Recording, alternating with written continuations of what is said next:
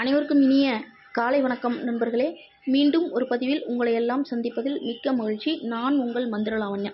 அன்பர்களே, நம்ம இன்னைக்கு மந்திராலயத்திலிருந்து உபாசனை பயிற்சி பற்றி ஒரு முக்கிய அறிவிப்பை நம்ம சொல்ல போகிறோம். அதுக்காக தான் இந்த பதிவு. நமக்கு சில நாட்களுக்கு முன்னாடி 5 மாதங்கள் எடுக்கக்கூடிய ஒரு மாந்திரிக பயிற்சி வகுப்பு பற்றி போட்டிருந்தோம். அந்த வகுப்பை பற்றி நிறைய பேர் ஃபோன் பண்ணியிருந்தீங்க. நிறைய பேர் இப்போ வரைக்கும் அதுக்கு என்கொயரி பண்ணிகிட்ருக்கீங்க. ஆனால் நம்ம இணைக்கணும்னு நினச்ச நபர்களோட எண்ணிக்கை எப்போவோ சேர்ந்தாச்சு. அந்த பயிற்சி வகுப்பு அடுத்து தொடங்க இருக்குது.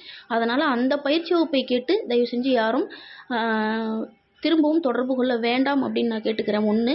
இரண்டாவதாக, நம் மந்திராலயத்தில் தனித்தனி உபாசனை தான் கொடுத்துக்கிட்டு இருக்கோம். எப்போவுமே நம்ம தனித்தனி உபாசனை மட்டும் தான் கொடுக்குறோம். அதாவது பயிற்சி வகுப்புகளாக இல்லாமல் ஒரு கிளாஸ் மாதிரி எதையுமே கண்டென்ட் பண்ணாமல் தனித்தனியாக வர சொல்லி தனித்தனியாக அவர்களுக்கு நேரம் ஒதுக்கி அவர்களுக்கு தெய்வங்களை பற்றி விளக்கி சொல்லி அந்த மாதிரி முறையில் தான் நம்ம உபாசனைகள் கொடுத்துக்கிட்டு இருக்கோம்.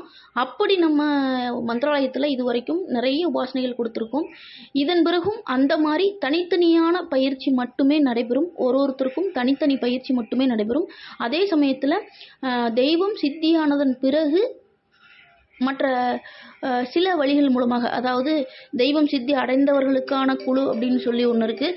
அந்த குழுவின் வழியாக அல்லது நேரடியாக அல்லது என்றைக்காவது நமக்கு நேரம் கிடைக்கும்போது சித்தியான மாணவர்களை ஒன்றிணைத்து அவரவர்களுடைய தெய்வத்துக்குண்டான பிரயோக முறைகள் அளிக்கப்படும். இதுதான் நம்ம மந்திராலயத்தில் கொடுத்துட்டு இருக்கக்கூடிய தனி உபாசனை பயிற்சியுடைய ஒரு வரைமுறை. சரிங்களா? அதனால் உபாசனை எடுக்கணும் அப்படின்னு நினைக்கிற அன்பர்கள் தேடலில் இருக்கிறவர்கள் இந்த பௌர்ணமிக்குள் உங்களுடைய உபாசனை விஷயத்தை நீங்கள் கேட்டு தெரிந்து கொண்டு முடிவெடுத்து நீங்கள் உபாசனையை பெற்றுக்கொள்ளலாம். அதற்காக தான் இந்த பதிவு. ஏன் அப்படின்னா, இடைப்பட்ட நாட்களில் நீங்கள் ஒருத்தரும் பதிவு பண்ணும்போது என்ன ஆகுதுன்னா, அடுத்தடுத்த பூஜை முறைகளுக்கு அது கொஞ்சம் பாதிப்பாக இருக்குது. அதனால் ஒரு குறிப்பிட்ட நாளில் நம்ம இருக்கிற பதிவு பண்ண எல்லாருக்கும் பூஜைகளை தொடங்கி அந்த நாள்லேருந்து ஒரு 11 நாள் கழித்து மற்ற எல்லாருக்கும் வரிசையாக ஒவ்வொருக்கா கொடுக்கறதுக்கு நேரம் சரியாக இருக்குது. நேரத்தை கொஞ்சம் கணக்கிடும் வகையில் இந்த ஒரு விஷயம் நம்ம போட்டிருக்கோம்.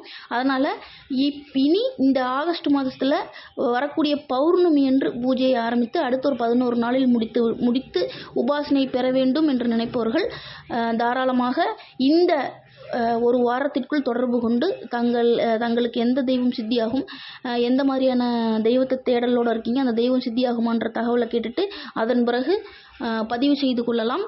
மீண்டும் வேறொரு பதிவில் சந்திப்போம். நன்றி, வணக்கம்.